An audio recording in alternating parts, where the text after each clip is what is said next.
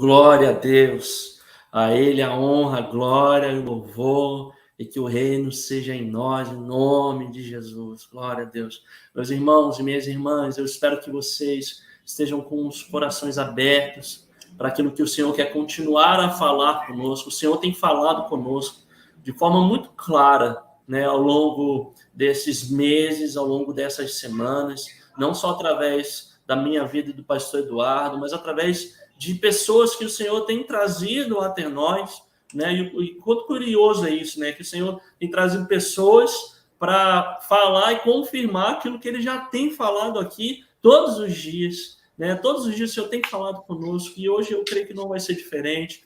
Que o Espírito Santo ele desperte teu coração nessa noite, em nome de Jesus, para o Evangelho, desperte o seu coração para a missão, para vidas, em nome de Jesus, através da vida do pastor Marcelo. O pastor Marcelo vai se apresentar, falar de sua família, falar um pouco da sua igreja, um pouco do seu ministério, que vocês estejam receptivos nessa noite. Eu quero convidar você a ofertar na vida dele a sua oração nessa noite, em nome de Jesus. Onde você estiver, feche seus olhos, estenda suas mãos e oremos, amém? Amado mestre, eu te dou graças pela vida que o Senhor tem nos presenteado, Pai. Que privilégio é caminharmos contigo, que privilégio é, Senhor Deus, termos, Senhor Deus, a liberdade de conhecer a Tua palavra, de nos alimentarmos, Senhor Deus, de poder pregar a Tua palavra onde estivermos, Senhor Deus, que a gente não desperdice isso. Essa noite eu quero, Senhor Deus, em nome de Jesus, te pedir, Senhor Deus, usa o Teu servo, pastor Marcelo, Pai amado. Nós ofertamos a Ti os nossos corações, a nossa atenção, para receber aquilo que o Senhor já entregou para ele, aquilo que o Senhor já ministrou para ele, aquilo que ele já foi abençoado, aquilo que ele já foi transformado, Senhor Deus, que o Senhor derrame sobre nós também, em nome de Jesus, Senhor. É o que te pedimos, Senhor Deus, na certeza de que o Senhor nos ouve e de que o Senhor nos responde. Amém, amém e amém. Marcelão, está contigo, meu irmão, você tem liberdade, faça aquilo que o Senhor te entregou para fazer, para falar conosco nessa noite. Amém? Amém. Boa noite a todos mais uma vez. Para mim é um prazer, uma alegria enorme estar aqui com vocês. O pastor Felipe é um amigo muito querido. A gente esteve junto aí durante a formação teológica, fomos seminaristas na mesma turma, e foi uma bênção conhecê-lo e saber que ele está sendo uma bênção e também um instrumento de Deus aí para abençoar vocês, metodistas aí em São Roque. Que bênção, que prazer conhecer, mesmo que virtualmente, vocês, quem sabe um dia presencialmente, mas já fico muito feliz de estar fazendo parte desse momento aqui, desse tempo tão importante, né, de oração, de consagração, junto com vocês. Eu estou em Campinas, sou pastor da Igreja Metodista aqui no bairro Jardim Campos Elíseos. A gente tem vivido um tempo, assim, muito abençoado aqui.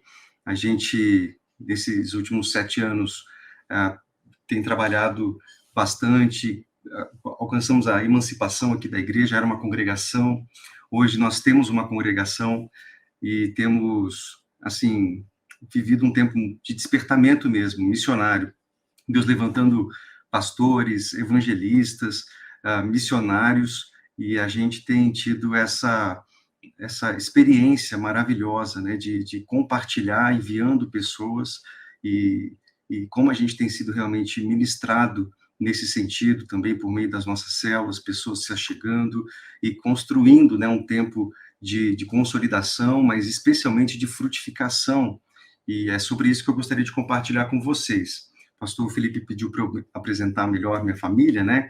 Então, minha esposa é a Rebeca, ela é endocrinologista, uma médica, então, se vocês aí precisarem de uma endócrino, ela atende virtualmente também. Entre em contato para marcar uma consulta. E temos aqui 2 crianças lindas, o Augusto com 4 aninhos e o Benício com 8 meses. E tem sido um tempo maravilhoso aqui em casa também, com essas crianças, e a gente tem aprendido demais. E eu gostaria de compartilhar com vocês uma palavra que tem reverberado, assim, nos nossos corações aqui na igreja, e a gente tem investigado as nossas vidas para encontrar fruto realmente do evangelho em nós, fruto de uma vida realmente transformada, fruto de arrependimento, e também fruto que se manifesta em vidas que nós ganhamos para Cristo, nós cuidamos, consolidamos, as treinamos, as discipulamos realmente para que elas realmente façam com outros aquilo que nós fizemos com elas. E uma parábola que Jesus contou tem nos ajudado bastante, ilustrado esse caminho que a igreja aqui tem feito. E esse texto que eu gostaria de compartilhar com vocês está lá em Mateus, no capítulo 13. Eu vou ler com vocês os primeiros 9 versículos. O versículo 1 diz assim: Naquele mesmo dia, Jesus saiu de casa e assentou-se à beira-mar. Reuniu-se ao seu redor uma multidão tão grande que ele teve que entrar num barco e assentar-se nele, enquanto todo o povo ficou na praia. Então, lhes falou muitas coisas por parábolas, dizendo: O semeador saiu a semear. Enquanto lançava a semente, parte dela caiu à beira do caminho, e as aves vieram e a comeram. Parte dela caiu em terreno pedregoso, onde não havia muita terra, e logo brotou, porque a terra não era profunda. Mas quando saiu o sol, as plantas se queimaram e secaram, porque não tinham raiz. Outra parte caiu entre espinhos, que cresceram e sufocaram as plantas. Outra ainda caiu em boa terra. Deu boa colheita, a 100, 60 e 30 por 1. Aquele que tem ouvidos para ouvir, ouça. Essa parábola, a gente pensa que a maioria de vocês já ouviu, conhece, e nós entendemos, né? Jesus aqui sendo esse semeador, a semente é a palavra, é o evangelho, que é poder de Deus para a salvação de todo aquele que crê, promove transformação, promove vida em nós. E o solo somos nós. E aqui a parábola apresenta 4 tipos de solo. Então, esses 4 tipos podem bem representar as nossas vidas. Esses 4 tipos de solo, penso que abrangem muitos de nossos corações. E o primeiro solo que Jesus apresenta aqui nessa parábola é o solo que a gente pode chamar de solo impenetrável. É onde a semente não penetra. A semente nem chega a germinar. Ela fica à beira do caminho. Jesus, na explicação, vai falar em um texto dos passarinhos que comem, que roubam essa semente, que fica à beira do caminho, e também que isso representa Satanás, que logo rouba essa semente que foi plantada. Essa semente nem chega a germinar. E tantas vezes nós recebemos uma palavra num culto, num pequeno grupo, ou num ambiente de discipulado, e a gente, por não deixar essa semente penetrar no nosso coração, logo a gente se esquece. Isso é roubado de nós. Um outro solo que é apresentado nesse texto é o solo superficial. E aqui Jesus vai falar que é esse solo rochoso, a semente que cai entre essas pedras, um solo pedregoso.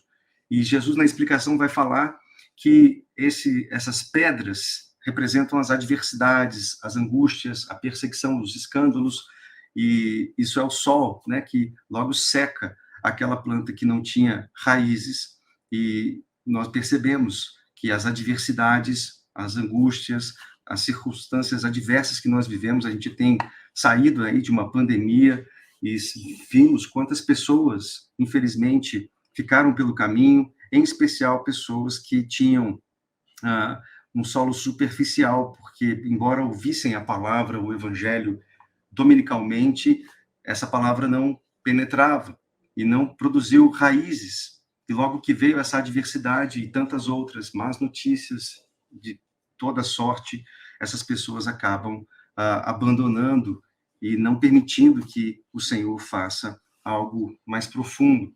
E o terceiro tipo de solo que Jesus apresenta é um solo que nós chamamos aqui de solo ocupado. É o solo que é concorrido e a semente, ela chega a germinar, mas ela esbarra ali nos espinhos, e esses espinhos sufocam essa planta, fazendo com que ela não frutifique. Ela parece planta, ela chega a germinar, mas ela não frutifica, ela não cumpre o propósito dela. Mais para frente eu vou falar um pouquinho mais sobre esse tipo de solo, entendendo que é sobre isso que o Senhor quer falar conosco nessa noite. E o quarto tipo de solo é o solo fértil, é a terra boa, a terra frutífera, aquela terra que recebe bem a semente do evangelho, está preparada, é um coração ensinável, um coração disponível, um coração fiel, um coração desejoso em receber algo da parte de Deus. E espero que assim seja o seu coração nessa noite, e também isso conduza a sua vida como um cristão, como um discípulo, uma discípula de Jesus. que realmente possamos permitir que essa semente, que é de excelente qualidade, produza muito fruto em nós. Mas eu quero focar com vocês no solo ocupado. A gente tem observado a igreja, né, e tem entendido que ao longo de tanto tempo nós fomos ensinados a sermos bons cristãos, bons metodistas, e não é tão difícil encontrar pessoas que batem no peito, né, olhando para a sua tradição, para o tempo que ocupam, às vezes, uma liderança, ou que estão sentadas assistindo cultos, pessoas que têm uma ética elevada, têm uma boa moral, elas são bons maridos ou boas esposas, pessoas que não dão trabalho no trânsito, mas se nós formos entender bem o chamado de Jesus, não é sobre isso que se trata a semente do evangelho germinada em nós. O Senhor quer muito mais do que boas pessoas éticas e que têm um bom comportamento no trânsito. O Senhor quer que a gente frutifique. E frutificação fala de sementes que liberam outras sementes, que geram outras vidas, que geram outras vidas, que geram outras vidas. É sobre isso que nós entendemos sobre discipulado. Multiplicar é diferente de reproduzir. E o que o Senhor espera de nós, quando Ele nos entrega talentos, quando nos comissiona, é que a gente multiplique. E o chamado é que a gente seja fiel a essa expectativa de Jesus sobre nós, que a gente multiplique o reino de Deus, com os dons, com os talentos, com aquilo que Ele confiou em nossas mãos. É sobre isso que se trata ser um cristão. É sobre isso que se trata ser um discípulo de Jesus. E não sobre frequentar dominicalmente um lugar ou ter um nome arrolado no livro de uma denominação, de uma instituição local. Então, essa parábola tem muito a nos ensinar. E eu penso que o solo ocupado, para nós, realmente nos alerta e faz um alerta muito necessário e muito importante em nossos dias. O solo ocupado mostra plantas que são plantas. Elas cresceram ali, elas germinaram, elas avançaram, mas porque elas estão sufocadas pelos espinhos, elas não produzem fruto.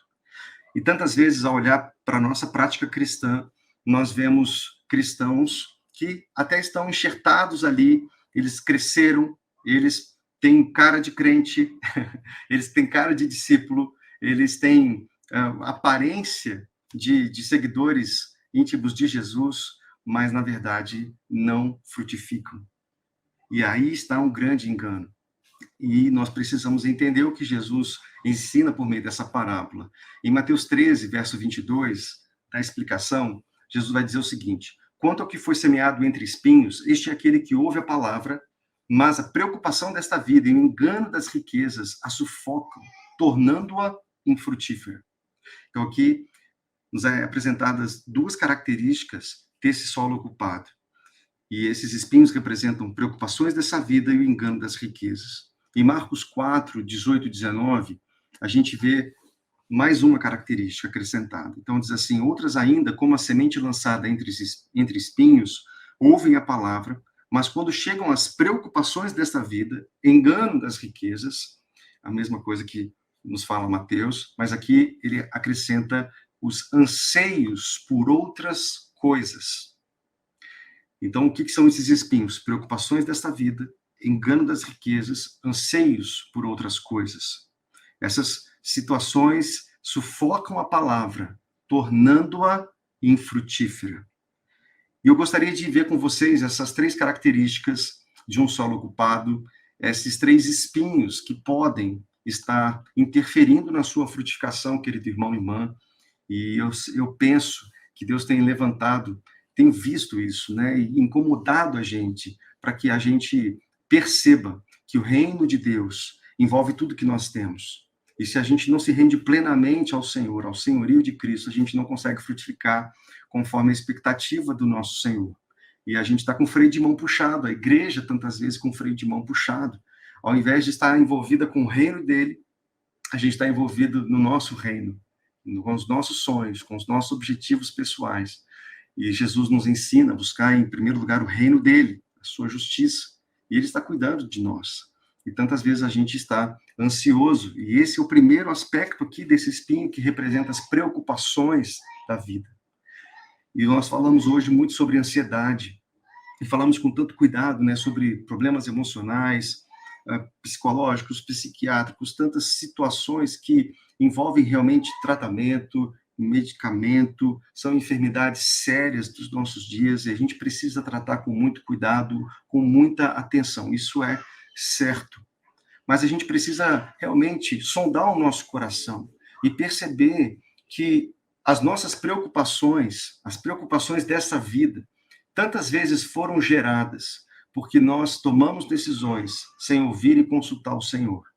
Nós tomamos algumas decisões que não eram para ter sido tomadas. Que se nós tivéssemos consultado o Senhor, o dono das nossas vidas, nós não teríamos tomado.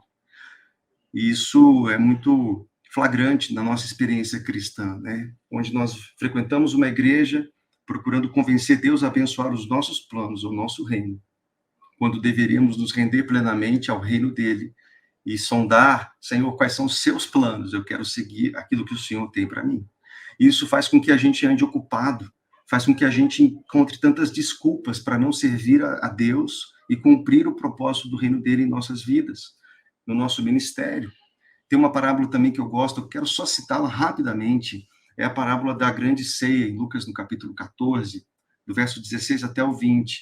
Jesus está contando, então, uma parábola de um certo homem que estava preparando um grande banquete que convida muitas pessoas. Na hora de começar, envia seu servo para dizer aos que haviam sido convidados: venham, já está tudo pronto para essa grande ceia. Mas eles começaram um por um a apresentar desculpas. O primeiro disse: acabei de comprar uma propriedade, eu preciso vê-la. Por favor, me desculpe. O outro disse: acabei de comprar 5 juntas de bois, estou indo experimentá-las, me desculpe. E ainda outro disse: acabo de me casar, não posso ir. E depois Jesus vai dizer: eu lhes digo, nenhum daqueles que foram convidados provará do meu banquete. Jesus está falando, então, de pessoas que estavam fazendo coisas lícitas.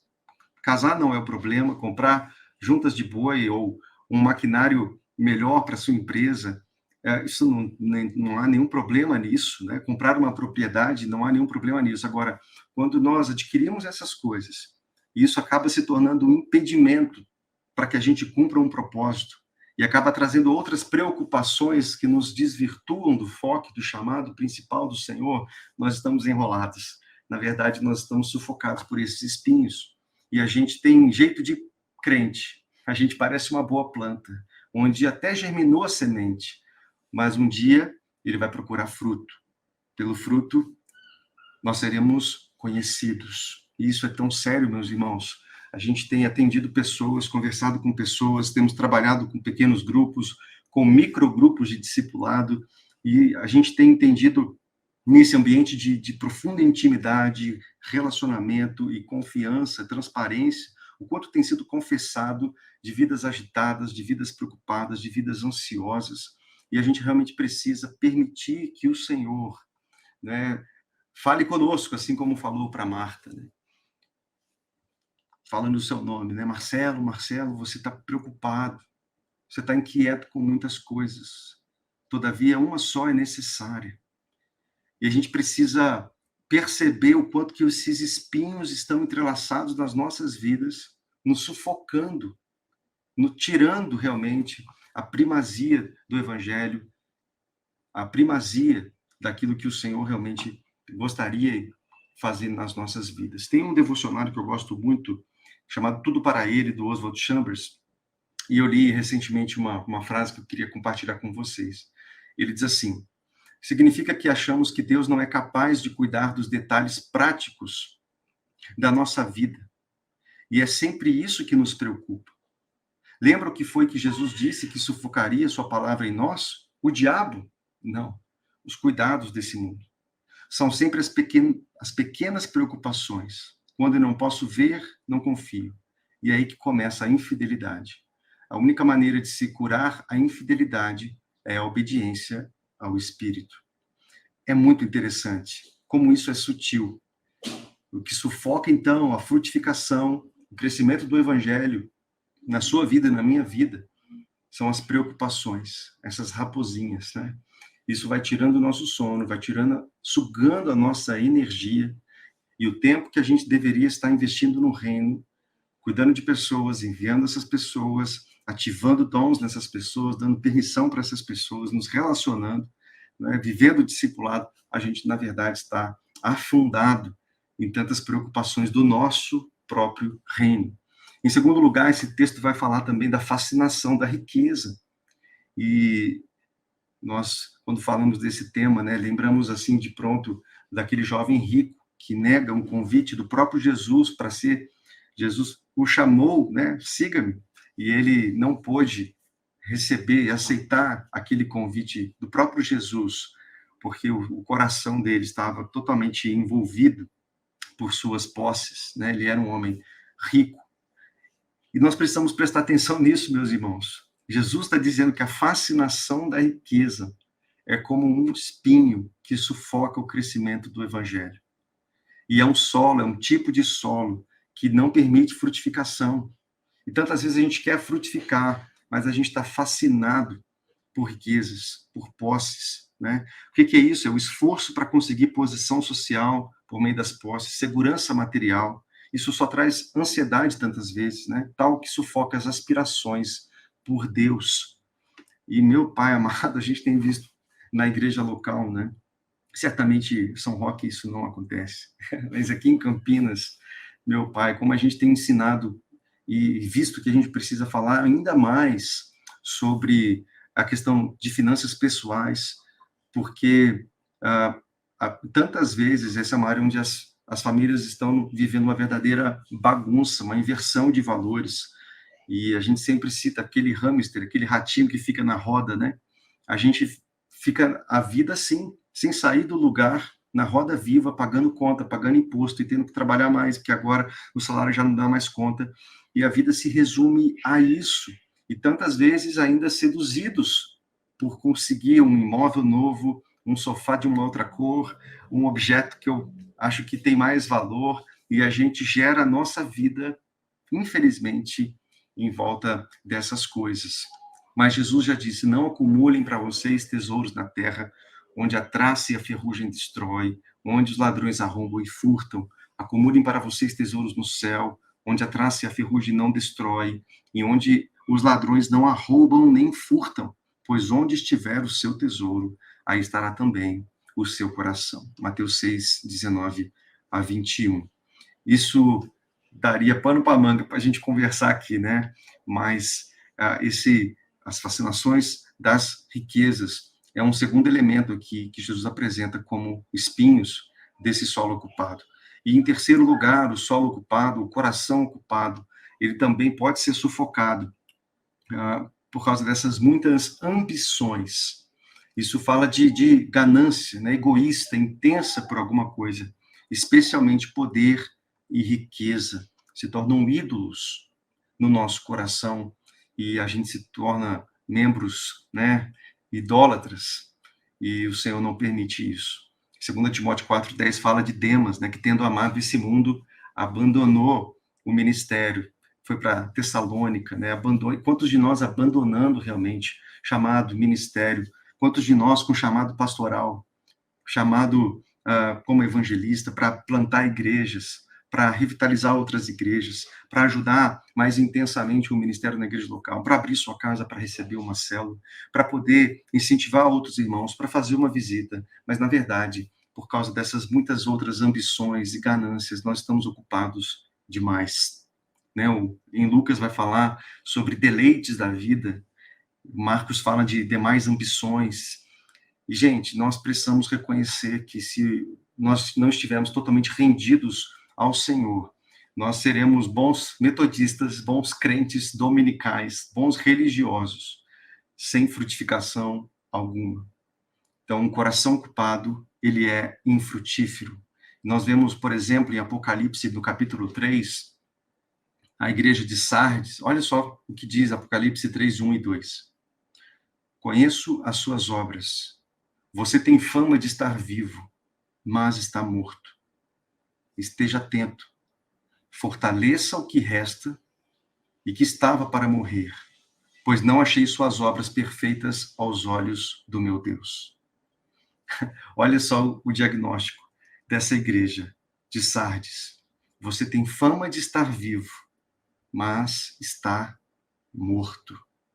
Eu conheço as suas obras. Como isso é terrível, né, meus irmãos? A gente um dia ouviu do Senhor, eu conheço as suas obras. Você tem fama de estar vivo. Você tem fama de ser um bom metodista. Você tem fama de ser um crente antigo. Você tem fama de frequentar e não faltar nenhum culto. Você tem fama de estar cantando no louvor ou fazendo qualquer outra coisa na igreja local. Você tem fama de estar vivo, mas está morto. Não frutifica. Não multiplica aquilo que o Senhor está dando para você na vida de outras pessoas. Mas, meus irmãos, a boa notícia é que existe esse solo fértil, que seja essa terra boa do seu coração, que produz abundantemente a 100, 60, 30 por 1. E certamente esse solo é um solo que entendeu sobre vida simples. Ele descomplifica a vida. Ele tem menos preocupações. Ele não está sendo guiado por demandas materiais, terrenas. Ele está sendo guiado por demandas eternas. A gente tem falado de uma frase aqui que tem nos inspirado, né? Tudo que não tem valor na eternidade é eternamente inútil. Tudo que não tem valor na eternidade é eternamente inútil. Então, a vida simples, que Jesus fala tanto ali, no capítulo 6, né, de Mateus, é essa vida onde ele diz, não andeis ansiosos, eu estou cuidando de vocês. Busca em primeiro lugar o meu reino, pode cuidar do meu reino, eu cuido de vocês. Não andeis ansiosos, eu estou cuidando de vocês. Então, esse solo fértil é aquele coração que ele tem tempo, né, para desfrutar e estender o reino de Deus. Desfrutar o reino de Deus e estender o reino de Deus. Que esse seja o meu coração, que seja o seu coração também. Toma cuidado, queridos, esse seria um alerta dessa mensagem, né? O solo impenetrável, o solo rochoso, pedregoso, é um solo mais discernível, né? São pessoas mais superficiais, são pessoas que na primeira tribulação elas já saem, já não permanecem na célula, na igreja. Ou aquele que está à beira do caminho, aquele que foi na igreja uma vez, não voltou, já foi roubado, ele não persevera e tal. Agora, esse solo ocupado, a semente até germina. E isso é muito preocupante. Isso fala de alguém que está na igreja, isso fala de alguém que parece uma planta boa, mas sem frutificação, porque ele está realmente sufocado e não pode, por causa de todas essas coisas aqui que nós falamos, né? Dessas muitas ambições, da fascinação, das riquezas, e especialmente por causa das preocupações dessa vida. Que a gente possa sondar, né, o nosso coração. Eu gostaria de orar com você, para que, se há algo, se você conseguiu identificar aí um espinho que tem te sufocado, querido, talvez trazido algumas desculpas para não fazer aquilo que o Senhor te chamou a fazer, não aceitado um chamado, e eu vivi, talvez um dia o pastor Felipe me traga aqui para contar meu testemunho um pouco do que eu vivi na minha vida profissional e de como eu entendi que precisava renunciar àquilo para realmente desfrutar de um ministério, de algo que Deus estava me chamando para fazer. Quantos, talvez me ouvindo agora, vão ser extremamente frustrados nos seus trabalhos, na sua ocupação profissional, porque já tentaram uma coisa, já tentaram outra, e vão continuar se frustrando, porque sabem que tem um chamado e estão dizendo não, estão negando, estão indo em outra direção, e embora pareçam bons crentes, na verdade, não estão frutificando e multiplicando na proporção que o Senhor esperava ou tinha como expectativa. Vamos orar então? Gostaria de orar com vocês nesse momento. Pai, muito obrigado pela tua palavra, pelo alerta que o Senhor nos faz por meio dessa parábola, Senhor. E nós queremos identificar no nosso coração, ó Deus, tantas situações que nos causam preocupação, queremos colocá-las diante de Ti, nos arrependendo, ó Deus. Eu peço para que o Senhor traga arrependimento profundo, ó Deus, aos corações, às pessoas que me ouvem nessa noite. Pai, em nome de Jesus, Senhor, revela, ó Deus, decisões que foram tomadas, ó Pai, em desacordo com a sua vontade, e por causa disso, essas decisões trouxeram preocupações, trouxeram ó Deus, desconfortos, ansiedade. Pai, em nome de Jesus, traz arrependimento, nos ajuda, ó Deus, a ter uma vida simples para desfrutar do teu reino e estender o seu reino, Pai. Possamos cuidar do teu reino em primeiro lugar, Pai, e permita que o seu evangelho em nós, a boa semente em nós, produza muito fruto, a 30, 60, 100 por um, Pai, de forma abundante. Frutifica por meio da minha vida, Deus, e que a minha vida possa ser um instrumento, Pai, para, ó Deus, que esse evangelho também germine, transforme a vida de outros, e que esses outros façam isso com outros, e que não haja fim, ó Deus, para esse processo de multiplicação que o Senhor tem para as nossas vidas. Eu quero orar, ó Deus, pela Igreja Metodista, ó Deus, no São Roque, ó Deus, abençoa essa comunidade local, que eles continuem frutificando, Pai, para a tua glória, que seja, ó Deus, um celeiro, ó Deus, de pastores, pastoras, missionários, evangelistas, ó Deus, homens e mulheres, ó Deus, que vão plantar igrejas, que vão às nações da terra, ó Pai, cumprir o teu reino, teu chamado, o teu propósito, ó Pai. Livra-nos, ó Deus, de parecermos uma linda planta sem fruto. Em nome de Jesus, essa é a nossa oração, assim que pedimos, ó Pai, humildemente, e oramos. Amém.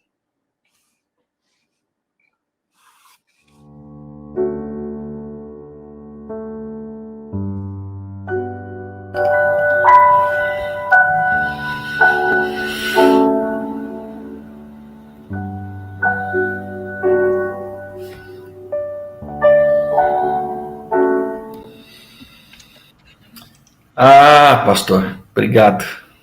Glória a Deus.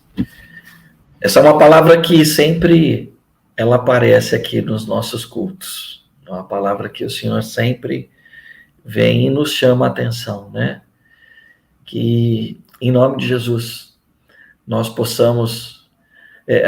tem um negócio muito interessante, né? Deus tem repetido demais as coisas para a gente. Né, viu?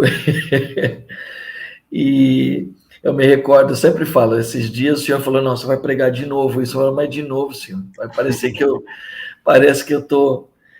não estou estudando, não estou lendo. Aí ele falou assim, não, um dia eles vão aprender, até que eles aprendam, prega de novo. Aí eu me recordo de um pastor muito querido, viu, Marcelo? Está aí pertinho de você, pastor Paulo Franco, não sei se você conhece o Paulinho. Não. Pastor aposentado. Ele tá em Vinhedo, tá em Valinhos aí. Vinhedo. Vinhedo é para frente de Valinhos, né? Indo para São Paulo. Do lado, coladinho. Uhum, isso. É Campinas, Valinhos, Vinhedo, né? Exato. É isso aí. Então, Paulo Franco, pastor aposentado, um homem de Deus, um homem, ministério de libertação, de uma vitalidade, de um vigor em todos os aspectos. E aí ele pega e fala assim, pastor, as pessoas falam, quando o senhor veio, o senhor pregou essa mesma mensagem. Aí ele pega e fala assim, se Paulo, ele disse, eu vos escrevo as mesmas coisas, por que eu não posso pregar a mesma coisa? Já praticou? Não praticou, então você vai ouvir de novo. Então, é desse jeito. Boa, vou usar essa aí também agora. É desse jeito, né? Então, até que a gente aprenda, que o Senhor continue falando, mas o aprender no cristianismo não é algo teórico. O aprender é até que se torne prática. Então, que possamos, em nome de Jesus, praticar essa boa palavra. Amém.